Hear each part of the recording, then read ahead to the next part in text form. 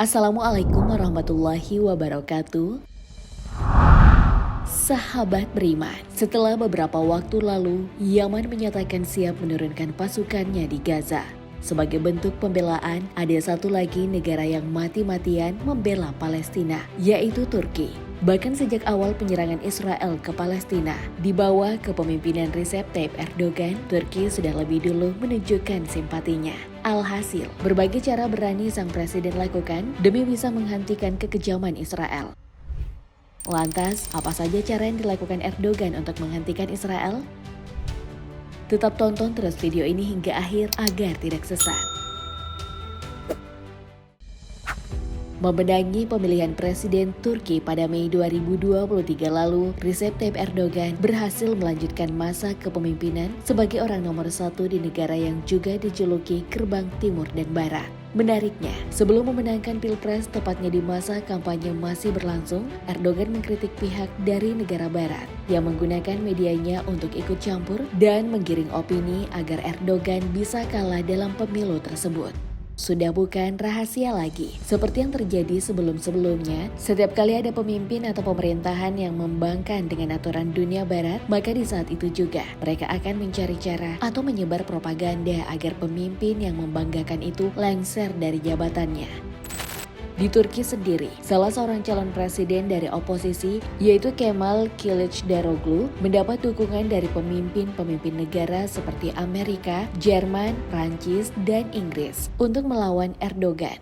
Sampai-sampai karena campur tangan beberapa negara barat, jumlah partai yang mengusung sang petahana untuk menjadi presiden Turki periode 2023 hingga 2028 lebih sedikit dibanding Kemal. Tak cukup sampai di situ. Demi menggulingkan Erdogan dari tahta kepresidenannya, Kemal di-branding menyerupai Mahatma Gandhi karena akan membawa Turki lebih bersatu dan lebih baik daripada Erdogan.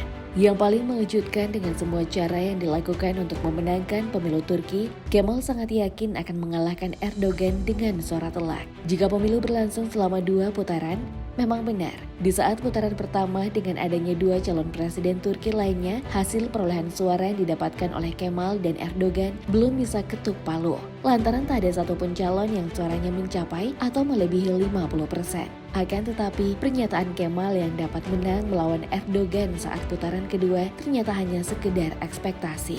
Pasalnya pada 28 Mei 2023, di saat perhitungan suara untuk putaran kedua sudah mencapai 98%, Recep Tayyip Erdogan berhasil mengalahkan saingan beratnya dengan jumlah suara 52,12%, di mana Kemal Kılıçdaroğlu hanya memperoleh 47,88%.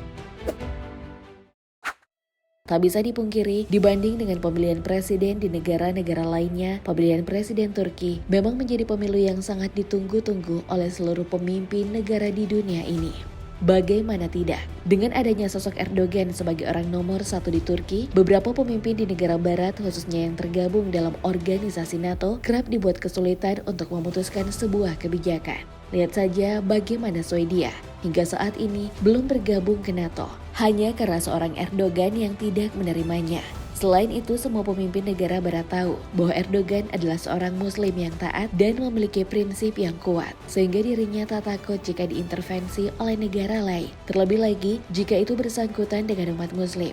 Bisa kita lihat seperti sekarang ini, di saat Israel berkali-kali melancarkan serangannya ke warga Palestina, Presiden Turki itu dengan lantangnya mengutuk, mengecam, dan memperingatkan ke Israel.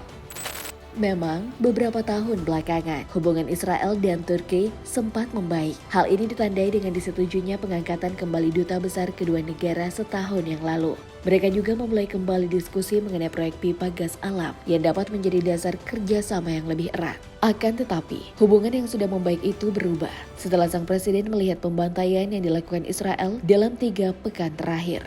Tanpa menunggu lama, Erdogan segera meningkatkan kecamannya atas serangan Israel yang dinilai melanggar law of war atau hukum humaniter internasional. Tak cukup sampai di situ, hubungan Israel dan Turki semakin memanas saat pemimpin Turki hadir saat unjuk rasa besar-besaran di Istanbul pada 28 Oktober kemarin. Tak tanggung-tanggung, di hadapan massa yang berjumlah sekitar 1,5 juta orang, Erdogan berpidato dengan lantangnya berkata bahwa Israel, Anda adalah penjajah. Sepanjang pidatonya, Erdogan menguliti Israel karena berperilaku seperti penjahat perang sebab berusaha membasmi warga Palestina. Ia juga menanggapi soal pengakuan Israel yang mengatakan serangannya ke Palestina sebagai bentuk pembelaan diri. Menurutnya, tentu saja setiap negara berhak membela diri. Namun di manakah keadilan dalam kasus ini? Tak ada keadilan. Yang ada hanyalah pembantaian keji yang terjadi di Gaza. Alhasil, pada 4 November 2023, pemerintah Turki telah memanggil pulang duta besarnya untuk Israel dan tak akan berbicara dengan Benjamin Netanyahu sebagai tindakan nyata untuk protes atas pertumpahan darah di Gaza. Sebenarnya sejak serangan Hamas pada 7 Oktober lalu, Erdogan telah menentukan keberpihakannya kepada Palestina. Akan tetapi, Presiden Turki itu mengambil tindakan yang lebih berhati-hati. Tak heran setelah berbagai serangan Israel semakin memakan banyak korban, Erdogan pada akhirnya menjadi jauh lebih vokal. Padahal, 2 hari setelah pecahnya konflik sebagai bentuk perhatiannya kepada isu kemanusiaan, Erdogan dikabarkan siap melakukan mediasi antara Hamas dan Israel untuk menghentikan bertambahnya korban jiwa.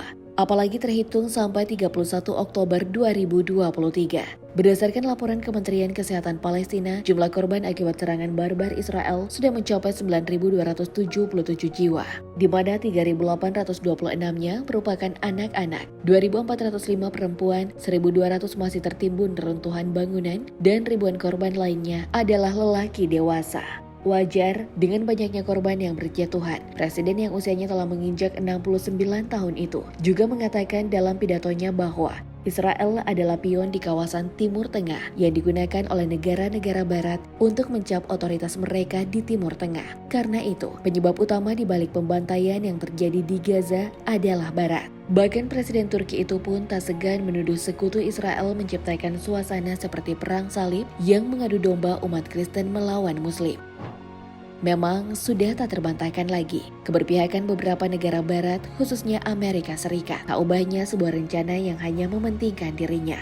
Jika memang benar apa yang dikatakan Erdogan, di mana Israel hanyalah pion negara barat, maka alih-alih Israel bisa merebut Palestina, mereka justru akan menjadi korban yang tak mendapatkan apa-apa. Mirisnya, tentara Zionis dan semua yang terlibat dalam penindasan terhadap warga Palestina tak pernah menyadari rencana apa yang sedang dijalankan oleh negara barat. Parahnya, saat sidang Majelis Umum PBB kemarin, masih ada 12 negara selain Amerika dan Israel yang tanpa memperhitungkan keadaan warga Palestina. Mereka lebih memilih melegalkan pembunuhan terhadap manusia daripada mengirimkan bantuan untuk mengurangi penderitaan para warga sipil yang menjadi korban.